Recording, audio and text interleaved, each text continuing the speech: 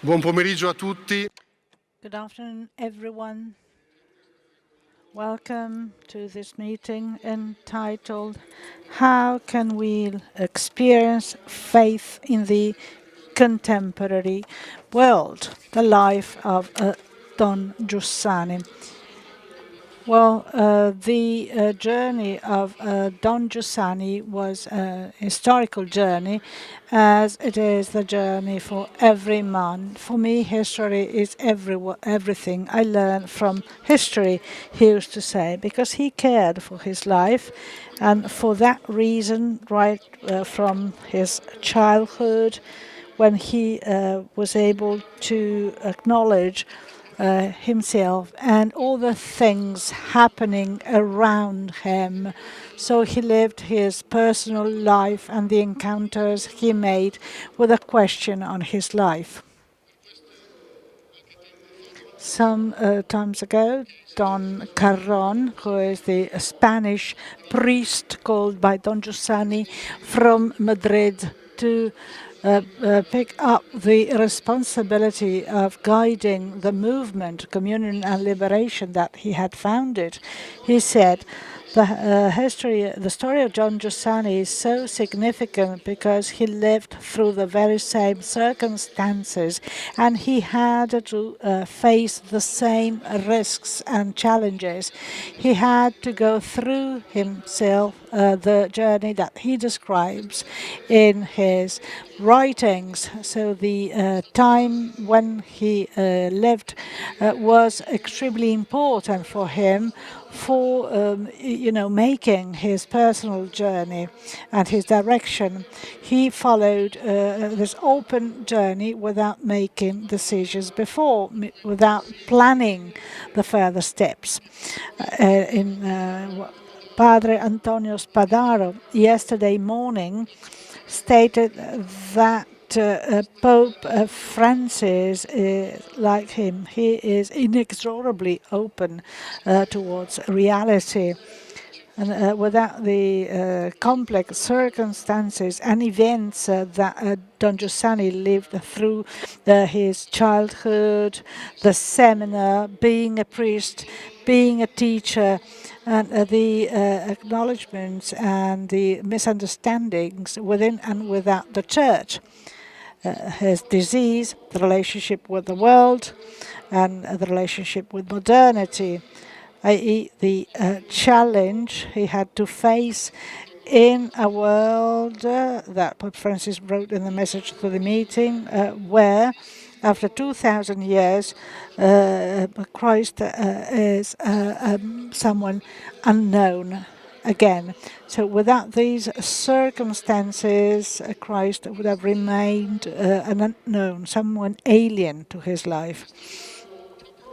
And it was this being open to the complexity of life, which he used to define the total reality, until the moment when he discovered his craving need as a human being with human needs.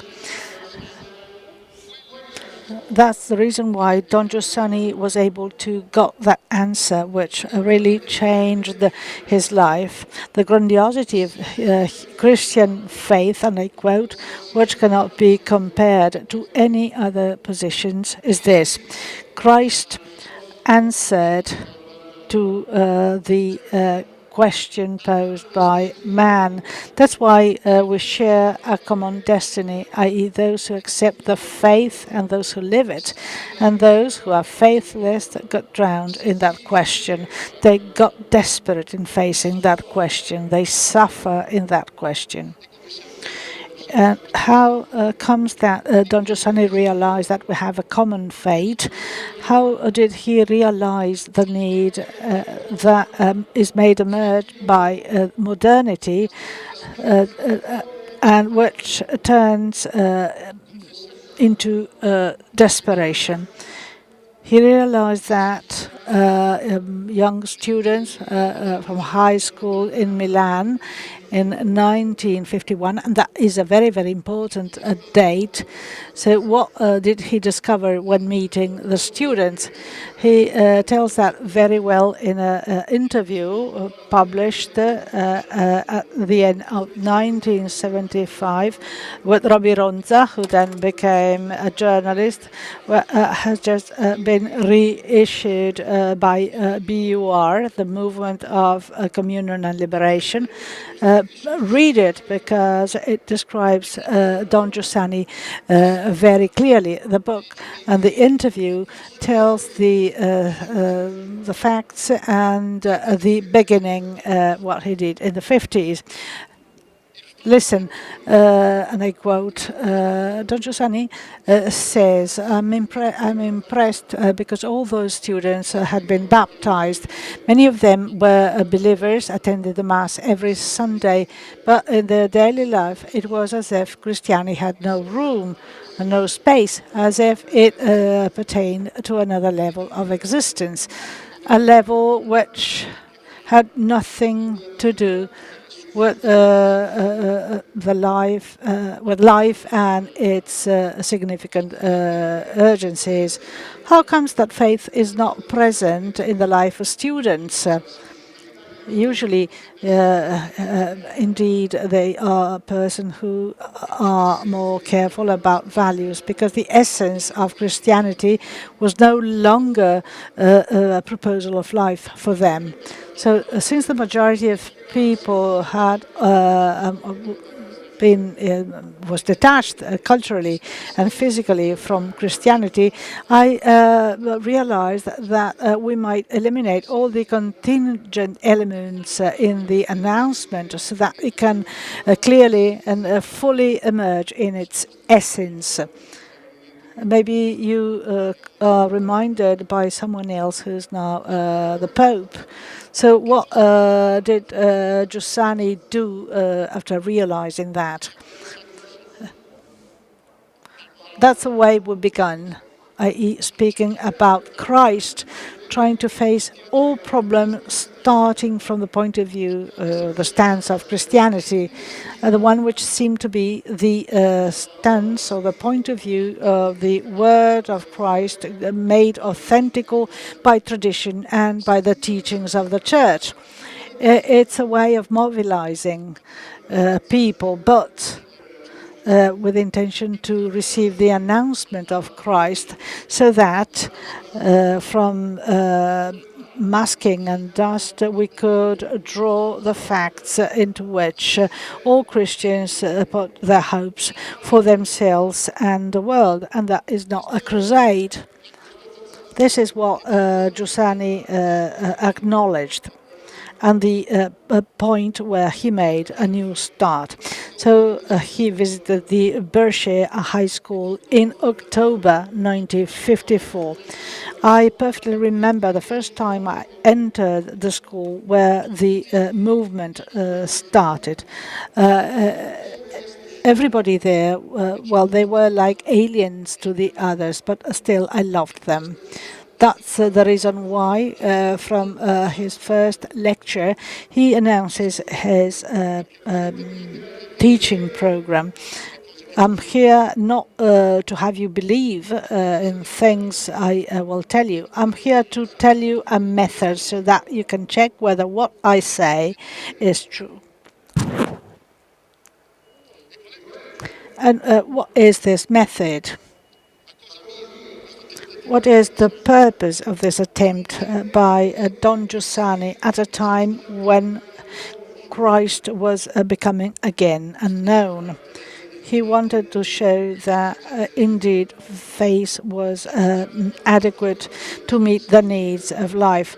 Because of my training in my family, my education, well, I was persuaded that any faith which could not be found in our present experience and confirmed by it, or useful to meet the demands of our existence, that faith would then not been able to survive in a world where everything is and was saying exactly the opposite. It's 2014. 10 years have elapsed from his passing away, and Don Carron, in the preface to the book of the interviews with Robbie Ronza, states he's nearly surprised that the things he said are really topical. How many times in these days, by reading again his writings and in the light of the challenges and the questions in our life, well, the words, even though we know them already, have taken up a new light. In our eyes, they proved to be indeed more relevant than the first time we read them. This is my experience. What I did in the past 12 months in the occasions when we presented his books, I met people who speak of Don Giussani as a person who is still alive, a person who can continue to say something about their lives and the lives of the society. What is this present like? How can we describe it? And I quote the message by Pope Francis to the meeting. Well, reading, intelligence, they are the most adequate terms to be used when speaking about the teachings of the Pope.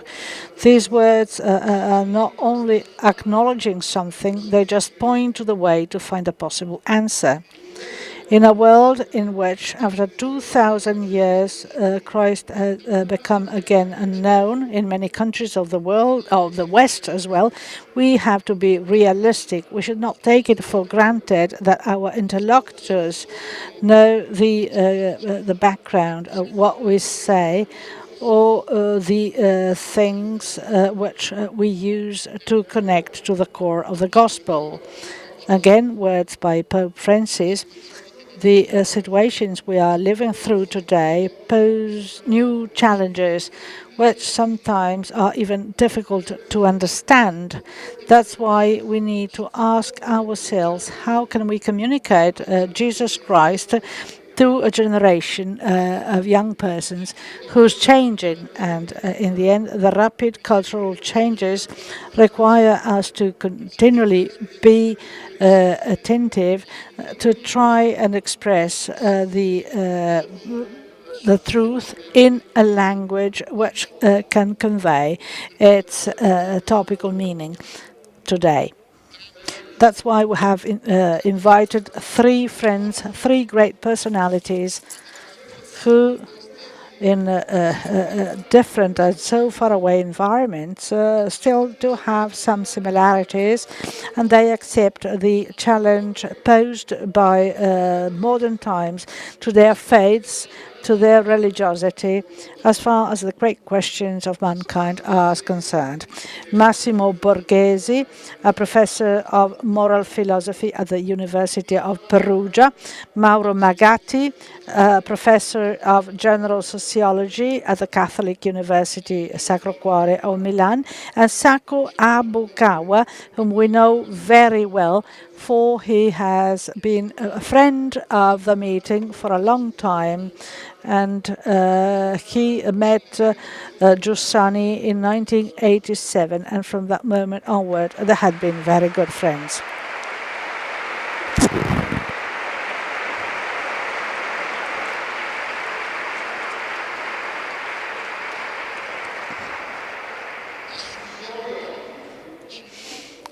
I quote, "His eyes are like the light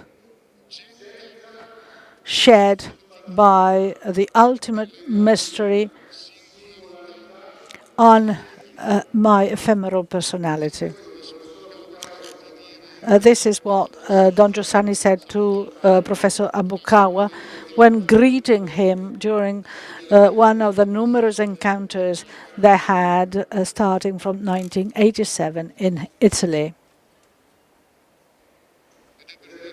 And it is for this reason that I'm really grateful, honored, moved, and confused in asking Professor Habukawa to tell us something about that beginning they had together. When we learned that, it looked like a dream to us.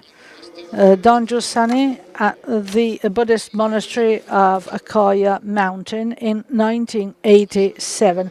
Professor, can you tell us something about that presence?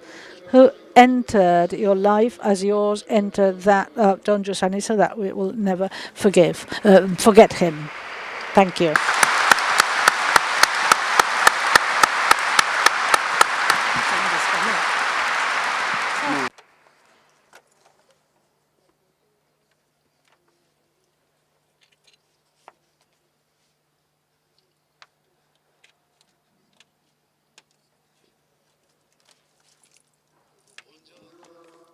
Good afternoon.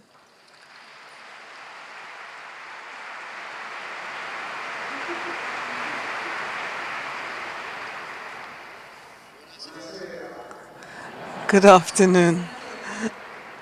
Good afternoon rather than good day. My name is Shodo Habukawa, and I come from Mount Koya. Thank you. Many thanks for your invitation to this meeting.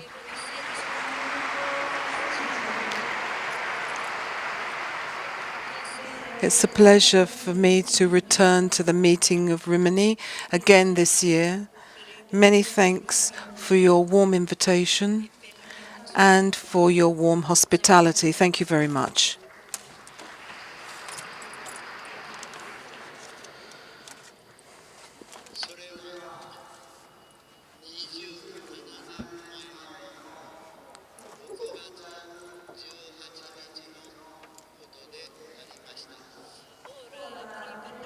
Now I would like to talk about my memory of Monsignor Luigi Giussani, who visited my temple on Mount Koya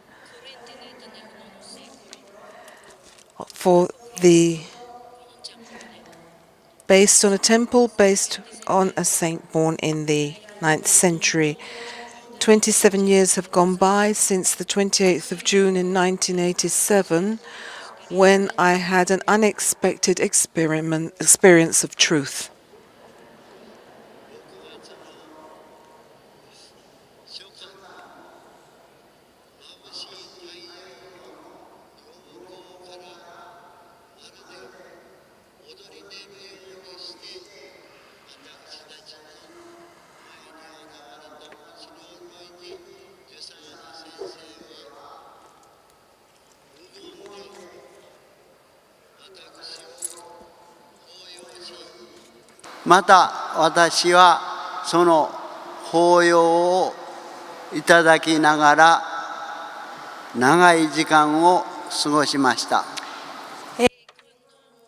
And when Monsignor Luigi Giussani came to our monastery, he came suddenly towards me, and he seemed to be a presence sent by a mystery, as if he had come out of the sun at the beginning of summer.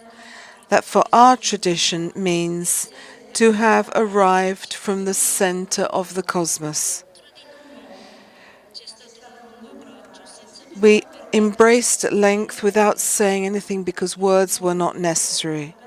Our hearts spoke directly with the mystery, each in his own culture and tradition, but united in the search for meaning and truth. Subsequently, we showed him the sacred museum, Reihokan, which houses objects dating back 1,200 years on Monte Koya, and the Shingon-miko Buddhism.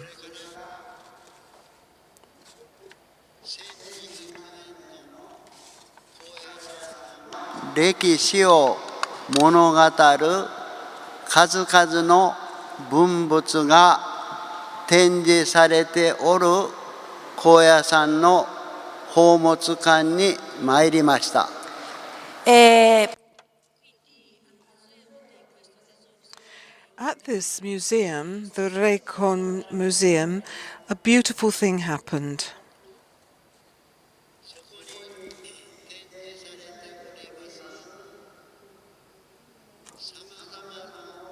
文物の間を通り抜けましたある一点の陳列のものの前でジュサーニ先生は立ち止まってしばらく動かれなくなりました。それはこれは何ですか。モンシニョル・ジュサーニが尋ねられましたのは、無数のたくさんの手を持った仏の尊像の前でありました。Monsignor Giussani Monsignor Giussani and I were looking at the holy objects of Shingon Buddhism when at a certain point he stopped in front of the figure of Bodhisattva, also called Avalokiteshvara, and he didn't want to move away. He asked us, "Well, what is this figure?" in his special voice.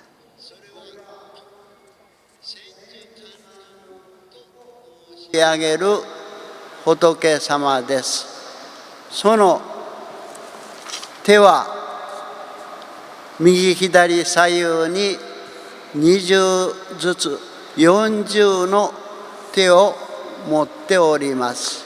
Questa figura This figure is also called Senyu Kanzeon Bosatsu, or also called as Senju Kanon, is a Buddhist divinity depicted with 1,000 arms and 1,000 eyes, but it's like 20 on each side, so 40, but this means 1,000 because 1,000 for us means limitless. 慈愛を表すところのパドマ、レンゲの白い花、あるいは赤い花、あるいは知恵を授けるためにそれを表現するスートラ、経典、あるいは力強く強くなるための剣、あるいは弓の矢、それぞれを持った手が40本あるのですが、その一本一本の手に40のグループ、すなわち餓鬼の世界と申します飢餓の食べ物の非常に不足をしておる国のそういうグループの方、あるいは非常に裕福ではありますけれども心の内容が乏しくなっておる国の方々、あるいは戦いに毎日毎日を過ごさねばならない国の方々、そういうグループを25にいたしまして、その25のグループを40の手に持たれておるので、合わせてこれが1000の手になることを申し上げたのです。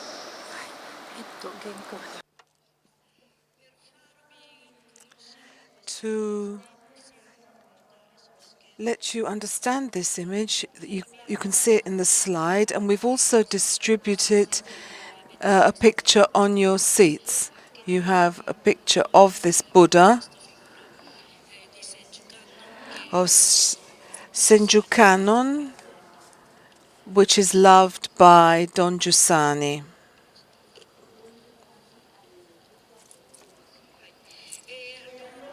So this Senju Kanon represents the temple of the universe. That means the past, the present, and the future, and the possibility for everyone to be saved. Through 1,000 different tools to sustain all men's needs, including those on the sea. So it follows anyone who is wounded or people in war or evil people. All people are saved, which is an extremely important point. お聞きになられたモンシニョール・ジュサーニ先生はお国にお帰りになりましてからこの千手観世音菩薩の尊像のお写真を机の上に置かれましてそれを生涯離されなかったと伺っております。 Monsignor Giussani was very much taken with this figure of the Buddha with 1,000 arms because it recalls God's mercy. Each arm holds a different object in its hand, for example, a juzu, which is a tool used in prayer like the Catholic rosary to ask for the arrival of the divinities. A branch of weeping willow brings cure and healing. A treasure in the figure of a bottle symbolizes harmony in the family. An arch signifies prosperity in work. A mirror symbolizes great wisdom, and a cloud of 5 colors signifies the 5 steps to achieve the aim of the Buddhist life. So when he returned to Italy, according to legend, Don Giussani put an image of Senju Kannon, which for us is sacred, on his desk to be able to recall the image every day. サボラーナ先生が先ほど申されましたようにモンシニョール・ルイジ・ジュサーニのこの著書の中に宗教心という著述がありますがその中で先生はすべてのものは無限を求める無限を求める心を満たすためには万物に心を開けと仰せになりました。その万物に心を開けとおっしゃるそのコンテンツと今申し上げました千手観音のカンパッション慈愛とは同じ内容のものであります。その万物に心が目が開かれるようになると神が言葉を持ってあなたに啓示を与えるでありましょうとおっしゃっておられます。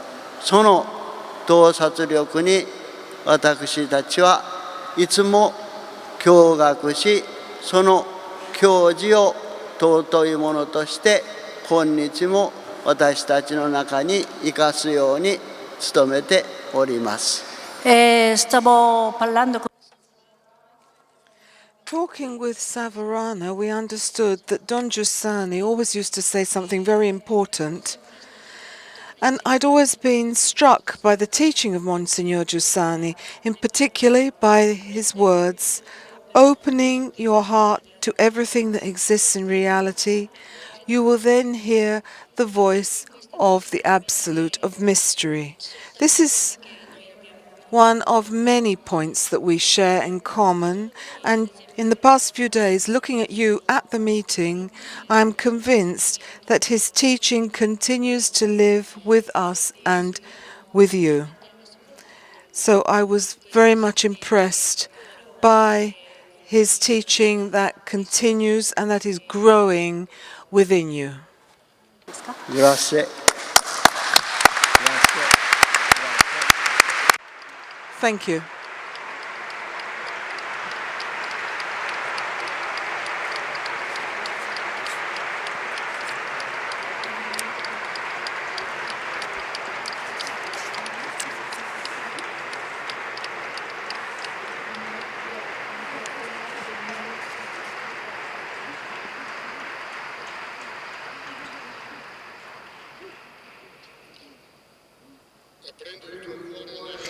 Opening your heart to reality, you will hear the voice of the infinite, of the absolute.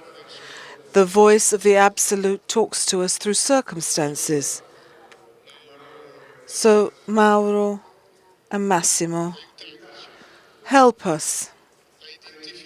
Help us to identify the traits of this reality nowadays with its emergencies, its urgencies, its challenges, to which Don Giussani responded with his life. Help us to discover reality today, which in many ways has changed and which proposes new challenges and new emergencies. In short, the life of Don Giussani, does his life have to offer us today an answer to the title of this meeting, How to Live the Faith in the Contemporary World? What today does it have to say to us today, a generation destined to a new beginning, which can never be a repetition of old formulae? I'd like to ask Mauro Magatti to take the floor.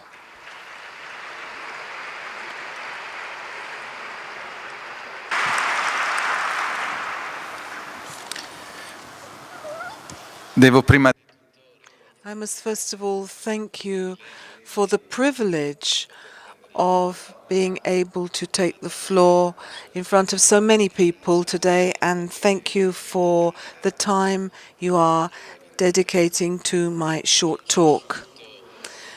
Now, a quantum leap in awareness in looking at the president of the meeting, Emilia Guarnieri, and Alberto Savorana, who invited me. And this leads me to say, well, I don't know whether I can thank you, because in fact you have put me in a very difficult position.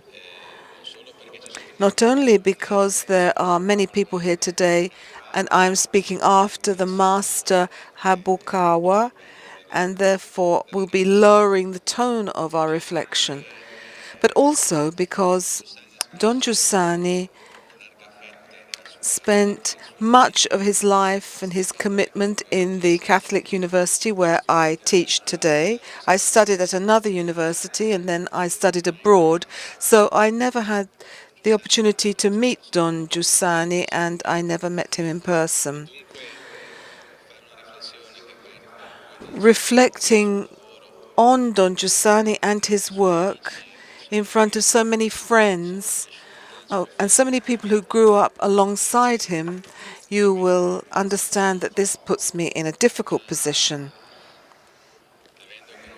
But having subsequently met people who belong to the movement and with whom I am in sympathy, and as a member of the faith, it is a pleasure for me to be here with a lateral viewpoint to offer a few reflections stemming from what I try to understand of Don Giussani. So forgive me if I say something that is not quite right. Please be patient.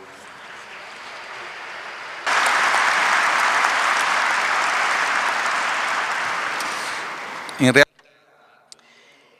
point of fact, my encounter with some people, including Alberto Savorana, and the monumental book that I read with great interest last winter, which has given me a keener idea and helped me to understand Don Giussani, my encounter with some of you originated from a strange discovery, which then opened the road to the reflections that I would like to propose this afternoon. In my work as a sociologist who tries to interpret the times we live in, at a certain point I realized that a whole series of categories that I discovered from an analysis and social and historical reconstruction of processes in the last decades, some categories were those which Don Giussani had used in applying his educational response, which subsequently gave rise to the movement of communion and liberation. This coincidence surprised me because I came to this conclusion from a very different route. And this leads me to make my first observation, and that is, how was it possible for a humble priest, because Don Giussani was and remained a humble priest from a periphery in the Lombardy region? He taught in the most important Milanese universities, but how was it possible for a humble priest to generate this movement which was literally born from nothing? Obviously, there is a response from the faith, but there is also an interwoven response in this reading of faith, the Spirit, and the capacity that the Spirit endowed Don Giussani with. He would speak of the Church as an expert in humanity. And I think that Don Giussani, his great merit was to grasp clearly and in depth, and well ahead of his times, he was able to grasp the human experience, the anthropological experience that in post-war Italy from the 50s and 60s and 70s was growing. This is a new human and anthropological experience associated with well-being, combined with democracy, associated with development and the diffusion of education and all the developments occurring in those years, and that can also be summarized from a historical and social standpoint as the emergence of the ego, the individual experiencing reality as an experience available to millions of people in urban and social settings under radical transformation. So Don Giussani clearly interpreted that transformation, and this is my interpretation. He was brave in not avoiding that transformation. Instead, he tried to reinterpret it and to find ways to reinterpret that human experience emerging from the historical and social transformation processes, giving it a slant which could allow young people in particular, those training and at school in that time, to encounter Christ. And I'd like to cite some of the groupings that Don Giussani uses, but that pertain to the culture of that time, and how Don Giussani upturned them. The first category is reality, claimed in that area in material terms. And Don Giussani recovered reality by returning to the term reality its depth, searching to demonstrate to young people claiming the sense of reality, trying to demonstrate that reality is such if it is not thinned out, if it is left open to mystery, if it is not closed into itself. The experience that emerges in that era, in the thrust of democracy and well-being, there was a search for new experiences, a demand for new experiences of a world in transformation, refusal for one world and the demand for increasingly new experiences, which often become emotionality, pure instantaneous emotion. Don Giussani recovers the term experience, which is emerging in the lives of many young people, and he transforms it into an opportunity to leave the cage of the ego, to meet others together with a judgment of the experiences that life brought us to live. A third term that I think is important for Don Giussani is encounter, event, and happening. Again, these are terms that are present in the philosophy of the post-war world. Freedom construed as a search for new experiences and free fluctuation in the immediate moment, a search for surprise, which leads to the idea of encounter and event to an excess. The constant search for instance imbued with ever greater intensity and essentially moving towards a pulsion, towards death, revolving around encounter events. Don Giussani recovered this term and transformed it into an encounter of salvation, not an encounter of excess, but an encounter that opens us to the transcendence of a concrete encounter. The last term, no, the penultimate term he uses is the desire for instant results, which Don Giussani translates into a transcendent attraction for the infinity, according to St. Augustine, and then realization, which in those decades became pure narcissistic expressionism, which Don Giussani reread as vocation and achievement. From this standpoint, I think Don Giussani must be acknowledged as the heir to a great tradition in the Church as an expert of humanity, someone who could interpret the human essence in the second post-war period by making sure that that experience encountered the religious dimension and in particular the encounter with Christ.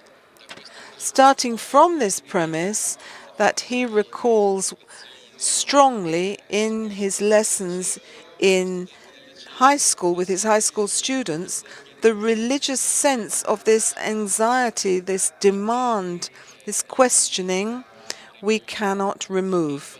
And that in some way, consumer society, the society of infinite progress, tries to fill. I think that Giussani and then Communion and Liberation were the protagonists in the last half-century in Italy and subsequently elsewhere in Europe and in the West.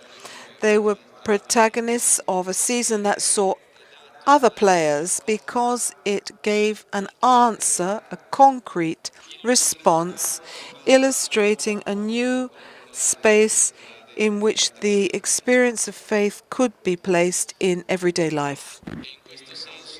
And in this sense, Communion and Liberation, like other movements, it is no coincidence that the second half of the 20th century was characterized by ecclesiastical movements.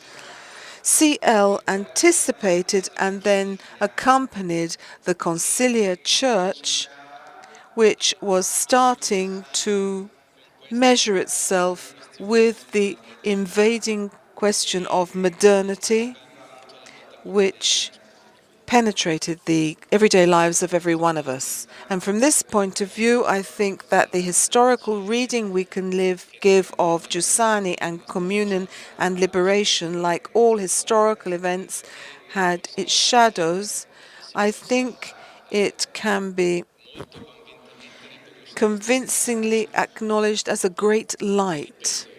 And I repeat, a reappraisal of something that in Christianity has occurred many times. Don Giussani died roughly 9 or 10 years ago, and his work was established in the 50s, 60s, and 70s of the last century, and I think it is a duty for us to ask ourselves now, where are we? What point are we at? And how can we make Don Giussani's work more topical moving forward into the future?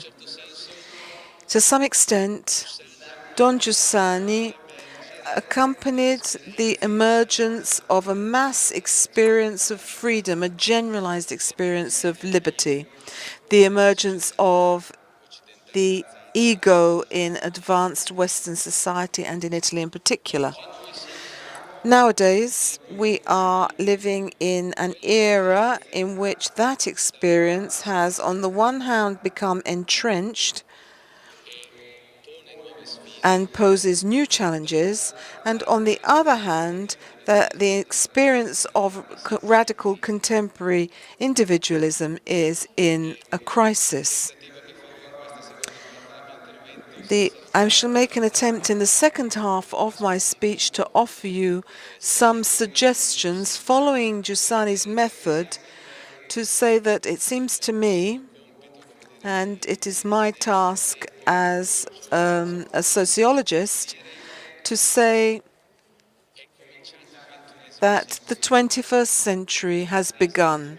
The crisis of 2008 ends a historical era and opens another which we are exploring. The papacy and the changeover from Pope Benedict to Pope Francis mark in the Church an opening to a new season, not because it is counterposed to the last season, but because they are issues different from those of the past. So how can we learn, and this is my reflection, how can we learn from the story of communion and liberation and this massive success of Don Giussani in tackling the epoch we are living in?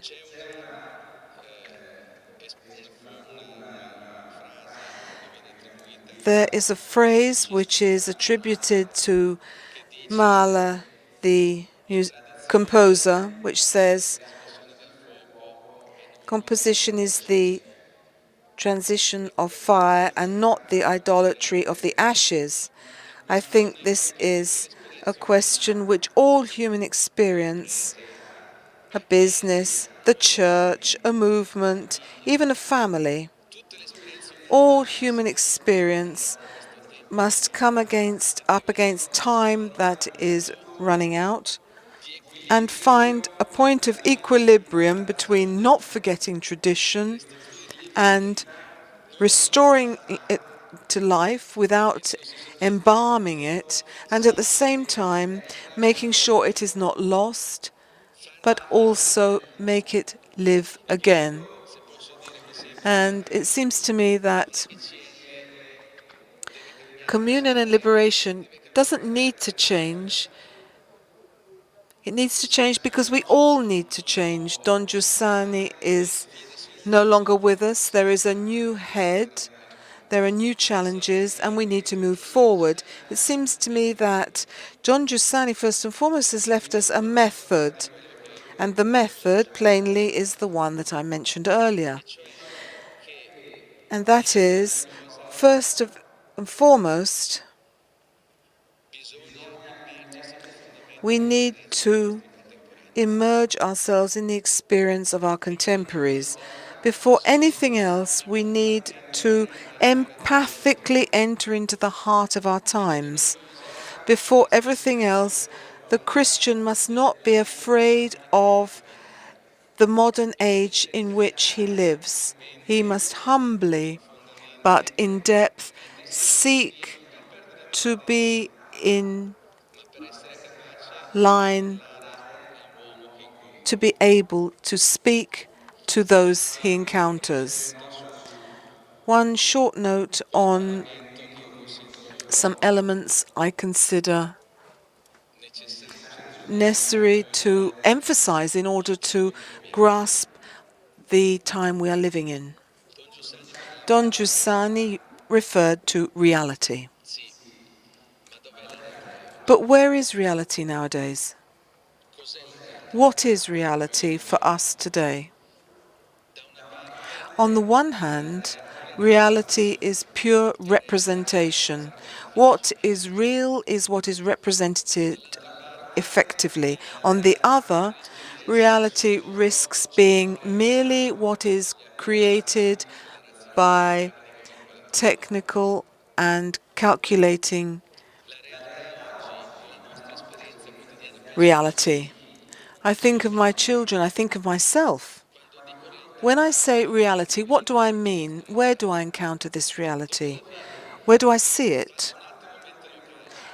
If you just think for a moment, from when we get up in the morning, from when we go to bed at night, going through what happens in our homes, on the transport we use, our workplaces, we risk being in places in which there exists only men or artifacts of men. It's as if these environments built by men took up all our time. I don't say that reality cannot be encountered in those places, but we need to be careful that reality today escapes us. It's as if reality were substituted by something else. And if we lose reality, as Don Giussani said, we lose the sense of mystery, and we risk losing the door which will allow us to meet God. In losing this sense of reality, it seems that we can no longer pose questions, also because we live in a setting of great noise. It's as if we were in a room with 1,000 lights and 1,000 noises, where it is difficult to even think, where it is difficult to speak to someone else, to go alongside someone else. It's difficult to ask questions in this new experience which all of us are familiar with. The desire for the infinite tends to become a form of a capacity on the part of our society to constantly produce something new, to substitute the old with something new, to give us the idea that possibilities are truly infinite. And lastly, the spiritual dimension, which we risk failing to understand where to find the spiritual dimension. And allow me this comment: up to 20 years ago, not very long ago, the topic matter was something solid, and then we had the spirit, which was immaterial. Whereas today we have a dramatic experience of matter, which we know through science and through technology, of something which seems capable of becoming immaterial. So we need to redefine the relationship between material and spiritual, and many of our young people can no longer understand what the spirit is, what a spiritual experience is. They mistake it with an experience of going to the cinema with virtual reality. What I'm saying is that the challenges that Giussani experienced in the 50s, 60s, and 70s of an ego emerging and claiming its independence, that he tried, with which he tried to dialogue and accompany. Now we find ourselves in a world, in a setting much stronger than before, And there we live a sort of contradiction of radical individualism, but the ego is increasingly fragile. As I said, the reality is fragmenting. I have an evangelical image. I feel, from what I can understand from reality around me, something like the disciples on the boat in Lake Tiberias, in the middle of a lake during a storm, afraid of what could happen. And I look for some illumination, and I hope you agree with me this. What can I do in this world which is launching such strong challenges to the experience of faith? Because this is what we're talking about. We're talking about a world that is challenging, sending serious and strong challenges to the experience of faith. I think that, first of all, we must ask for divine intervention. We must ask God to show us the road. And then, together with this, I think we need to look at the signs. And the first sign I see is the papacy of Pope Francis, which erupts into our history with a continuity on a different plane with Ratzinger's papacy. Ratzinger was committed culturally and intellectually tackling the challenges of his time at that level, but Pope Francis poses his papacy on definitely a more pastoral plane. So if you allow me, and I hope this is not to ask too much, before I use the expression to say that I am not part of the movement, I am here to ask you a further effort to make another step forward, because communion and liberation in Italy and in Europe is important. And because the challenge to faith is severe at the present time, I humbly take the liberty of asking you to make yet another step forward by making Don Giussani's contribution more topical, bringing it into modern times as a method, so that this bequest can be fully renewed. I think that there is a central point here. As in the 50s, 60s, and 70s, Giussani grasped the emergency of the ego and was able to pose the question of freedom at the center of Christianity, because, as you well know, this was not taken for granted.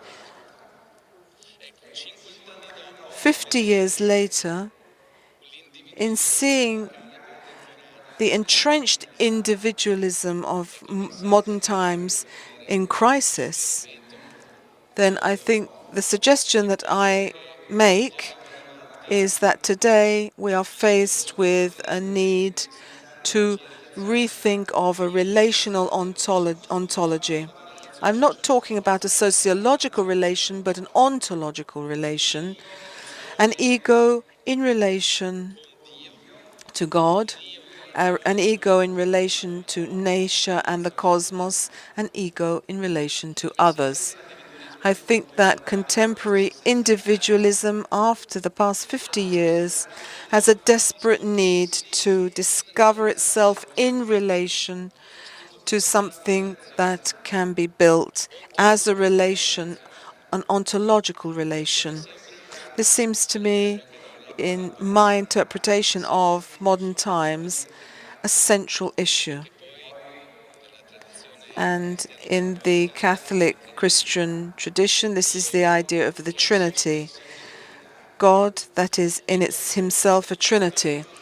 And from this central point in this historical overview that I have briefly mentioned, I would like to end resuming another word of Don Giussani's, experience.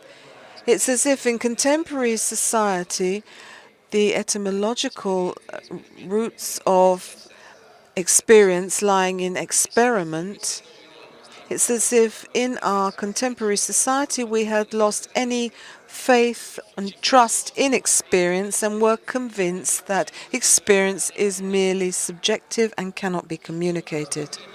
So I think that this is a very important theme because our young people risk not managing to understand what is meant by experience because they are convinced that experience is something private. It is yours, your brothers, and your fathers, and they all have completely different experiences. Whereas experience today needs to be recovered as something that can be shared and communicated, something that creates knowledge and culture, something that we can trust. Nothing can be taken for granted today when we use the word experience. And here, much work needs to be done, and this is why the peripheries are important, because going to the outskirts of existence, going where humankind is wounded, is evangelically one of the certain places where we can gain experience of another person and which will take us out of our comfort zone. This is something that Giussani taught to us as something which will free us from our own prisons. An emphasis, a society of difference. Don Giussani talked about a society of equals, a society of justice, which had produced so many disasters. Today, we have to tackle an equally disastrous ideology which imagines a society of radical difference. As then we imagined radical equality, now we imagine a society of radical difference, which is again madness. It is right to fight inequality, increased solidarity, but this does not bring us to a society of equals. Certainly, as society moves forward, it can live with a wide range of differences, but only if they remain differences. If they recognize each other, they can respect each other, and if they know how to recognize their limits with respect to other people. The society of differences which has been proposed brings us to what a French philosopher called a regime of equivalence, where everything is equal to everything else, where there's no longer any difference. The meeting of the peoples talks about this, that difference is the encounter and dialogue between different people who recognize each other as different, not equal, not the same, and for this reason they are able to get to know each other and communicate in a dialogue. Lastly, as free men and women living in an advanced democratic society, we today, after these 50 or 60 years of individualism, we realize even more clearly that we have the responsibility of what we make exist. Values in a society of free people and faith in a society of free people belongs to personal and then community responsibility. And this is why the topic of testimony is unavoidable. Faith today can be called such. The word can be used only if it is incarnate. Otherwise, we enter into a game of mirrors and communication, and we destroy the very thing that we want to transmit. Testimony does not mean absolute coherence. It means that I can recount what I've seen and what I have encountered. I can bear witness because I have known, because I have seen, because I have been touched. I can only talk of that. I cannot talk about anything else. And testimony today is the only way, it always has been the only way. It's the only way that can break the scheme of cynicism that we continue to say. But when you see a man or woman or a work colleague, a pope, a bishop, a priest, dedicating his life, then that word calls you into question. So the topic of testimony is to do with the individual freedom which risks being in the biblical condition of perdition, which means losing yourself. Modern man is lost. He is lost. He's lost his way. He's disorientated. He doesn't know where to go. And from this point of view, on that boat where we may be frightened because we are in a stormy sea, there opens the awareness that this time awaits with anxiety the capacity of the Church to do the work that Giussani did in the second half of the 20th century with different words and in different ways. Pope Francis tells us that reality exceeds the idea, goes beyond the idea, and this is the provocation we need to reply to as believers today. And this is the provocation we need to reply to if we want to try to bring Christ to our contemporaries. In my talk 2 days ago, and I cited the parable of the prodigal son. We are like the sons of our time. We are like the prodigal son outside. We are all outside as sons of modern times. Our task, I think, as believers and as Christians is to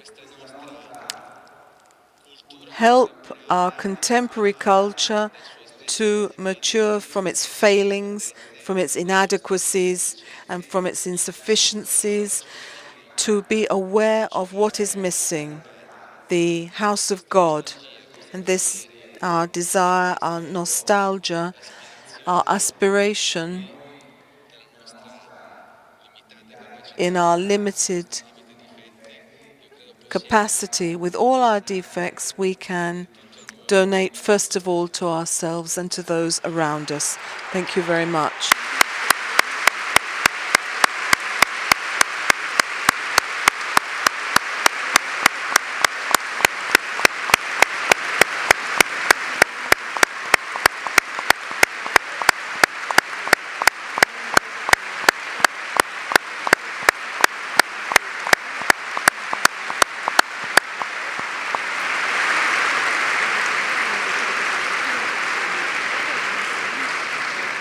Se non fosse che Well, thank you very much. Emilia would reprimand me, but I think that we would need to break for 30 minutes to recover. But we cannot do that. So I invite Massimo to take the floor immediately. I would like to hear from him because he has a long experience. I mean, the discovery of Christ as someone who is essential to live. You repeated that many times, Mauro. I mean, to be immersed in the experience of the people of his time. How could he be able to understand time and his deep questions? Well, thank you very much. I would like to echo the words of Mauro. Thank you very much for giving us the privilege to talk about Giussani in front of you. I also would like to thank Alberto for his great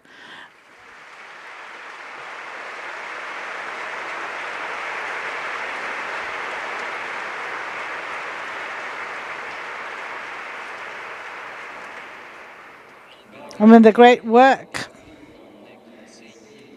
Indeed, this is not a way of delivering Don Giussani to the past, as it always happens when biographies are written.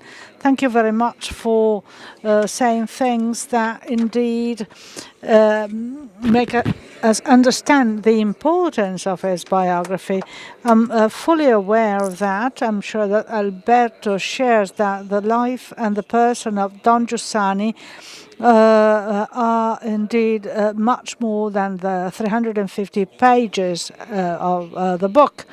Monsignor Citterio, that you mentioned at page 211, his fascination came from his person more than the things that and the many and the very intelligent ones that he used to say.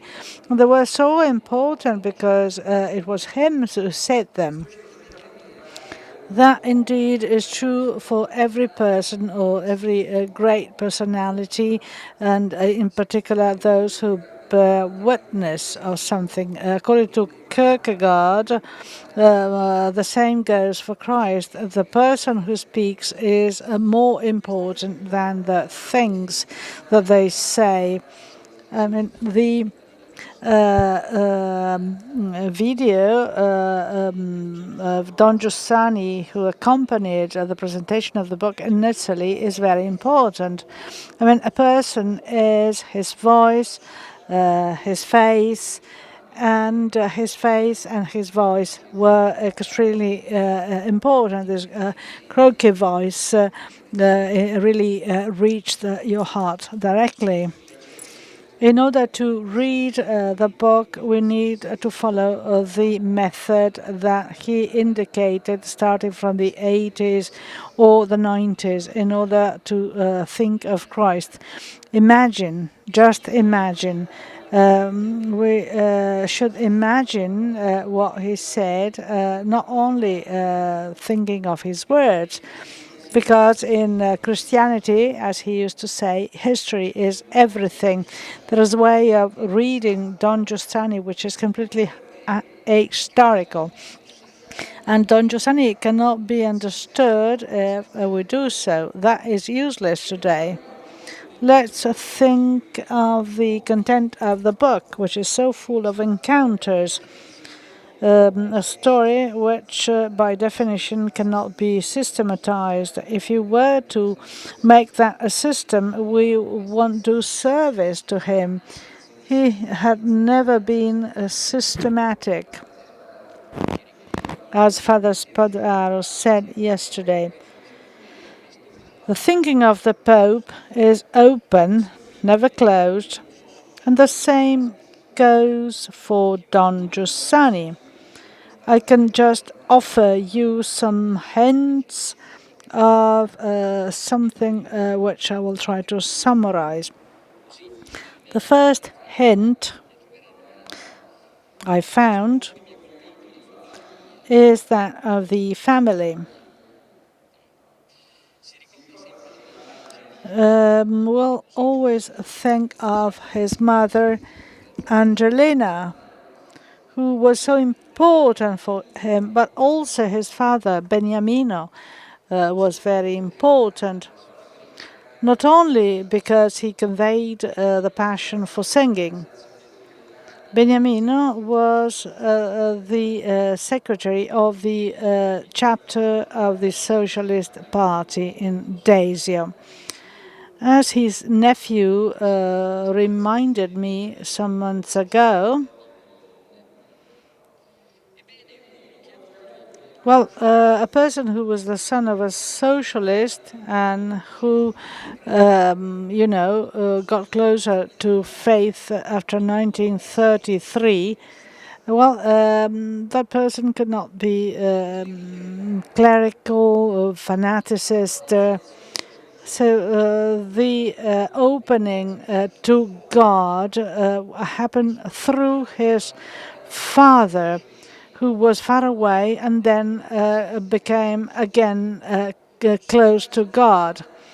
Giussani will always teach the importance of being united to Christ. being aware of the different responsibilities of a political and an ecclesial movement. It is not the community which gets committed, and the book by Savorana is very useful from that viewpoint.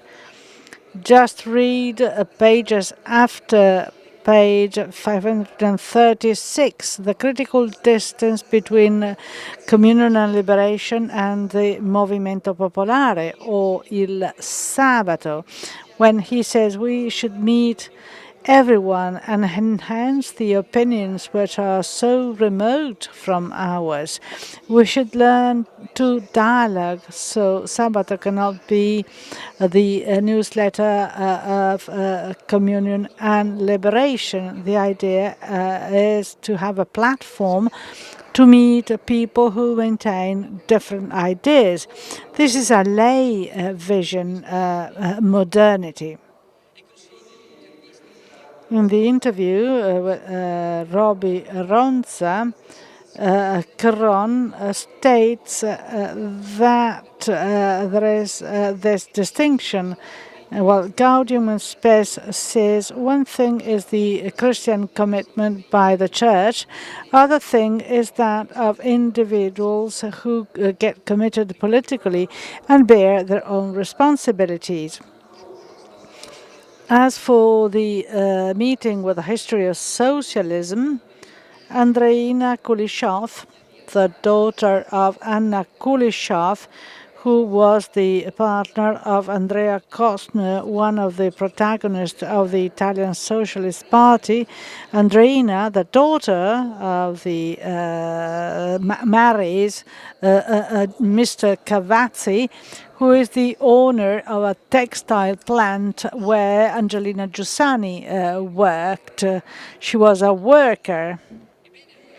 Andreina Cavazzi Costa Kulishov, who is a Christian, and there is a wonderful letter by Anna Kulishov to Andrea Costa, where she says that the daughter will be married in the church. She's a believer, and she's happy because she sees her daughter happy. Then a wedding in the church is much better than a lay contract. She is one of the protagonists of Italian socialism. So her daughter will help Don Giussani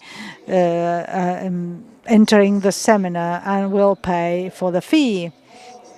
The existential tone, the heart of Don Giussani, which emerges from these pages.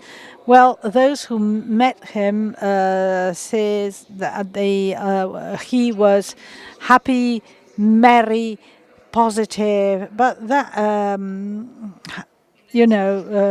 cheerfulness was not simply a question of his personality. No, it's a gift of faith. Giussani was terribly sensitive. And this is something which I discovered for the first time. Sometimes he was sad and melancholic when he was young.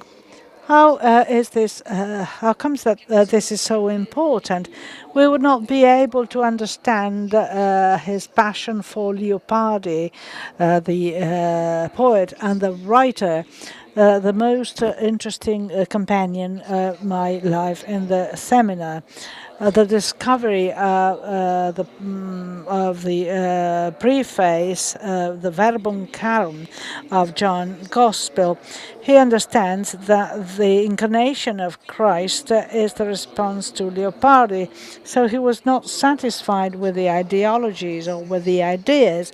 He wanted something real to answer to the questions Leopardi. It's an existential discovery. We cannot understand Giussani if we are not at an existential tone where we understand that Christ is the opportunity to be joyful, the answer to the scandal of pain and death. Giussani experienced the experience of suffering, the scandal of the pain of death, which is the supreme mystery of life. If Christ is the answer, what makes the difference between Christians and the others? Well, is Christ an answer or is he just a notion? How many theologians or priests or Christians speak about Christ? Well, but they do that as if he were a theological notion. God is necessary to be happy. This is the greatest inspiration of the modern world. The grandiosity of Christianity. Christ answered this question of mankind. That is what makes the difference. Christ answered to the great question of humankind on death. The discovery, the sense of religion. Giussani is Leopardi. So many times we mentioned Leopardi, but Giussani is Leopardi. That was why he loved Leopardi, the great poet and writer, very much. So there is a need of happiness which has to face death and turns melancholic. The answer is the verbum carum. What is a human being that you remember him? Well, Giussani was impressed by the fact that Jesus loved him, looked at him. His nickname was Gigetto by his parents when he was young. I would never conceived Don Giussani as a Gigetto. And he felt to be privileged, chosen, loved. That's why he wished to live like him. The theology of the cross is a discovery for me. The sense that we cannot be lovers of Christ if we are not like him, and hence we have to bear the cross as he did in the cross. That's why Leopardi is close to him. And in the when he was ordered a priest in 45, in the little card there is the Christ on the cross by the painter Guido Reni, because before resurrecting we have to go through the cross. A third point, the School of Theology of the town of Venegono. Everything comes from Venegono. Well, I simply put the method, but the rest comes from Venegono. And indeed, in reading the pages of your book, this is true. He had the fortune of great masters of theology teaching him. The encounter with Leopardi happens in Venegono. Giussani was trained in a very special school, teachers like Giovanni Colombo, where he learned the sense of religion. And Gaetano Corti, the master of Don Giussani, a piece by Eugenio Conti, quoted by Alberto, really clarifies how much he owes to his teacher, Gaetano Corti. If a man but to believe in Christ, a man should get to know Christ, and to do that, to know his historical personality, he should attain him as the disciples did, who draw their direct faith God from him To believe in Christ, a man should repeat the experience of the first disciples, and they should listen, look, hear him cry, die, resurrect, ascend to the heavens. And that way, he will be slowly entering in the soul of that man named Jesus, getting to know his feelings. And I mean, it is as if these were the words by Giussani. On the contrary, these are the words by Corti. So that gives you an idea how much he was imbued by the ideas of these masters. Christ, for him, Giussani cannot be contented with formulas. The melancholy, he would say, is that I could not touch or feel Christ. The physical nature of Christ is not a way of perceiving something baroque. It's the idea that only physical touch can enable him to embrace the Leopardi that is in him. When he met Corti in the lobby of the university, he said, "There comes my master." Corti used to wait him at night when he was riding the bicycle to confess in the different parishes. So he waited him to play Beethoven. That is the greatest gesture of friendship that I could remember in my life. The fourth and last point, and the most detailed one, are the turning points in his life. Turning points do not mean ruptures. That means getting deeper into things. I mean, we spoke about the chain, the father, the mother, the seminar in Venegono, the movement. That's part of a single history. Well, these are the different steps. So this is the only way God embraced him. History happened to me. I was doing nothing. The story of the Giovanni Bosco of the second half of the 20th century. A story signed by turning points which should be understood, because a turning point means having the faith judging history. This is the way we have to interpret Don Giussani. His words have to be related to the historical background.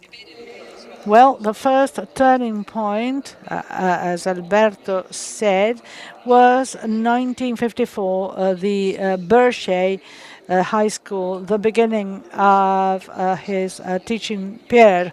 That was a painful breaking away from his studies. Well, Giussani wanted to study and teach as a professor, and indeed he was very much esteemed for his great intelligence. And he says that for him it was very painful to abandon the books and the studies, so that was a painful choice, a painful detachment. Well, we already know that about the first turning point. The second one, which I draw from the book, was 1968. I thought that some turning points were dating back to 81 or approximately there. Well, Giussani, as I wrote on today's issue of the Sussidiario, Giussani has the same perception that Pasolini had. Tradition and history can no longer be the starting point. 68 for him is the end of Christianity. He has a clear perception that the time when the Christian tradition could appeal to young persons came to an end. So we had pointed on the discovery of a tradition, but that no longer works from the point of view of existence. So we need to have a new start. That is why he can be, considered in communion with Pasolini and Testore, because the three speak of the beginning, the presence as an happening.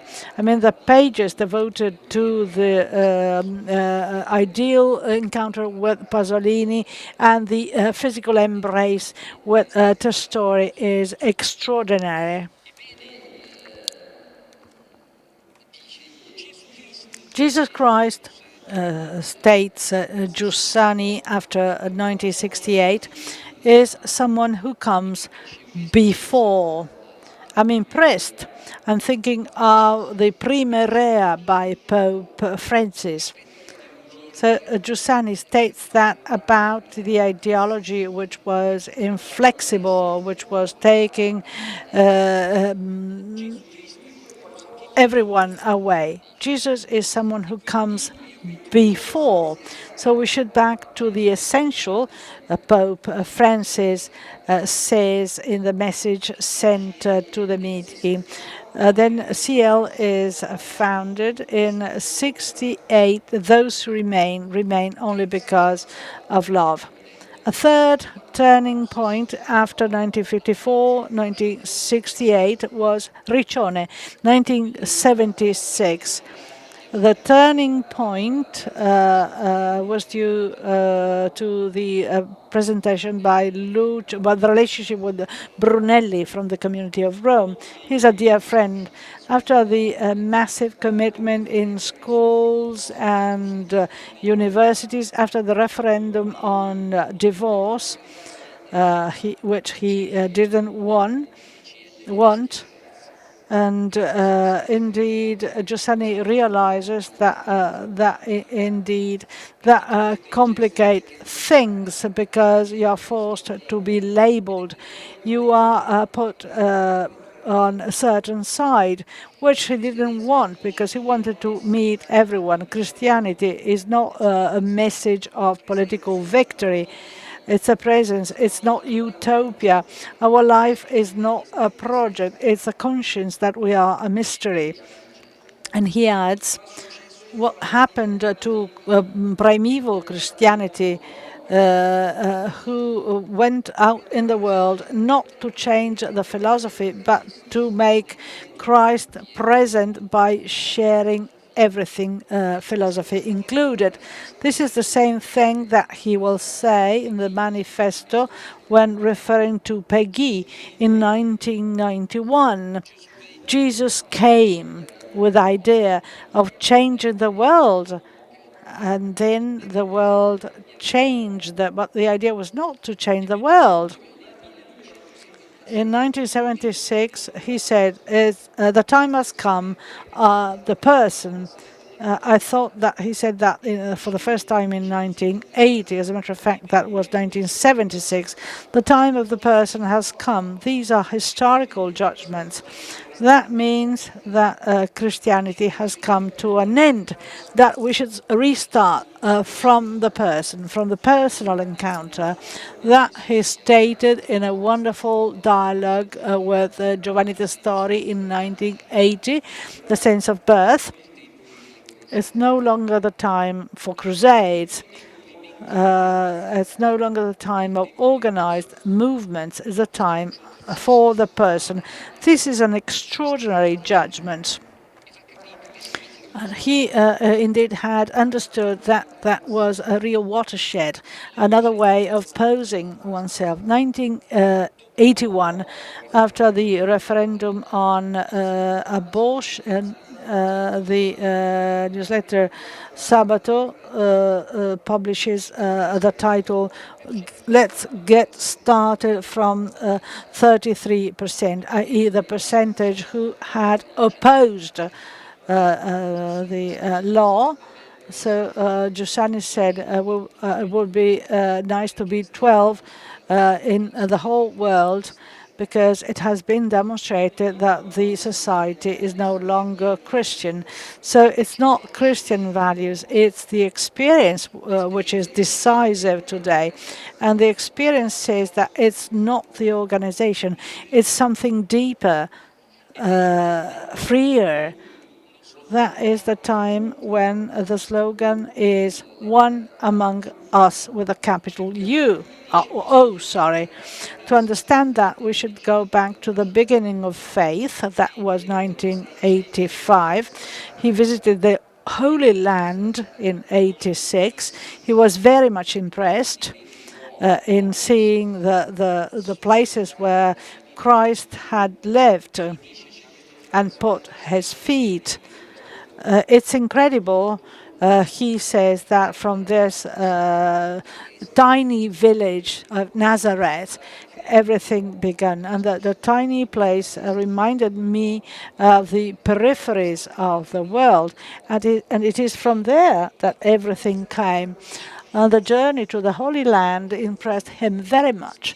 And he writes, we should go back to 2,000 years ago to explain the evidence of the present. So he turns the issue upside down. We should, in the past, we should be started from the present to go back to 2,000 years, and now we do the reverse. The miracle of the change, to be understood, well, we need to go back to the times when Christ used to meet his crowd. In 1993, a wonderful collection published. And in 1993, something very important happened with the presentation of Cardigan Rassiger. That book is really extraordinary. For the first time, we could see the vivid figure of Don Giussani. We had the recordings of the meetings with the students at the university. It's not the Don Giussani of the writings or his journey or the theologian concerned with understanding. It's Giussani live with a very powerful language. He indeed was very, very creative. He was able to intercept present times. And he also had a wonderful language. He was very creative, very powerful in his expressions. And it's here that the categories of encounter are filled with the gospel. There is philosophy there. And that's a way of destroying the previous categories, making them turn philosophy. Event, encounter should be filled with the gospel, as if it were a film. Jesus is attractive, like if he were in a movie. And Andrew and John,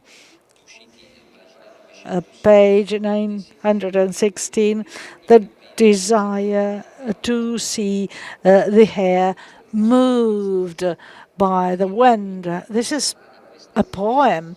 Well, when he speaks of these things, you perceive that he was seeing them.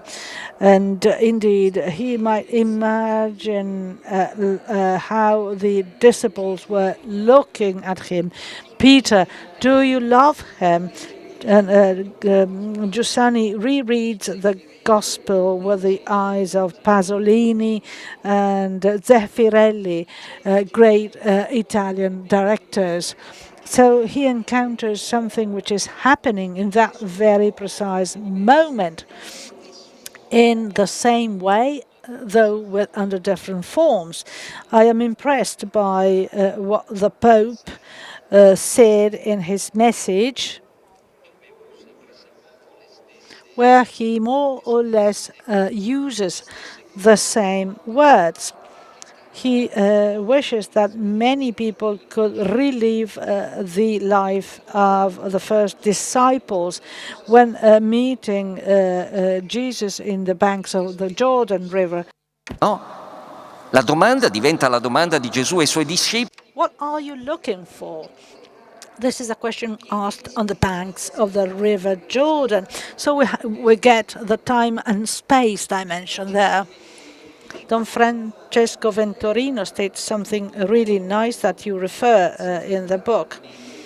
It's not a method to be learned or to be applied. It's a glance that we have to learn. In Giussani, the method is not a technique guaranteeing that you are successful. This means destroying the method. This is the positive side of the method. A method is not a technique that you can learn by heart and you are sure that the result is successful. Venturino è bello, ma forse ancora. What Mentorino says is nice, but still indeed, a glance should not be learned. It's something which comes from your heart, which is inflamed by a presence which embraces you. Faith is a presence in the glance, he said. Faith is a loving acknowledgement. These definitions of faith are indeed unique. Faith is a loving acknowledgement, a loving knowledge. Then Giussani insisting on mercy, woman, do not cry. He insists on the Virgin Mary, Giussani as a Marian. Well, last days, the sacrifice of silence imposed by the disease when at the age of 74 he realizes that old age has arrived, and what remains is authentic at the home of Raffaella Zardoni, nicknamed Cocky. What should remain are the sparkles. They should be grasped as light flies in the hands of a boy. That is one of the most beautiful things. What has to remain is what is essential, which is made pure by grace. In November 2004, he selects Pavese to be read. It's Alberto, you rightly say these are the words pronounced by a man full of pain. He speaks about happiness, but his last time was a real passion on the cross. He thanks for that test. In the last days, he bore testimony of suffering. You speak about wonderful testimonies in the end of the book. Read them. Don't stop page 100. You should understand Giussani in pain and suffering. It is there that the statue of a man comes out. He asks us to sing. We don't know who he was. A friend of mine, a priest who passed away not long ago, used to say that that was not one of the most beautiful songs of the Movimento, but he loved very much the name of Jesus, because that song contained the name of Jesus that was so beloved to him. He passed away on the February the 22nd, 2005.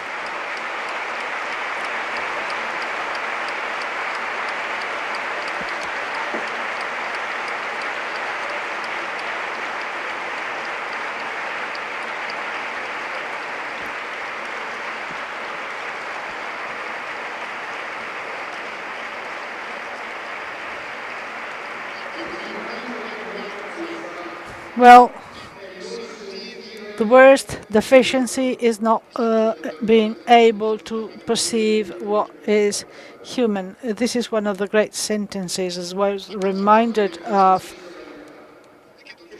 Don Giussani does not say that about non-Christian religious persons.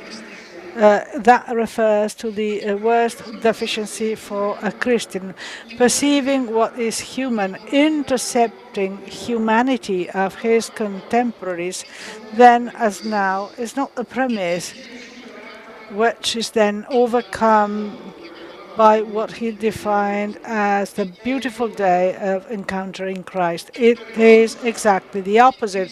For Don Giussani, Christianity exalts the perception of the needs of the search. It's the beginning of a fight. There's fears getting immersed in reality. Don Giussani used to say, after his master Covi made him discover Christ as an answer to humankind questions. This is what made me different from many other people, hundreds of seminarists. Just imagine the answer. He said, what made me different is the will and the desire to understand. It's here that our devotion to reason is born. This is the contribution you gave us. This is the method Don Giussani, helping us to perceive what is human, so that when you find the answer, you can intercept it.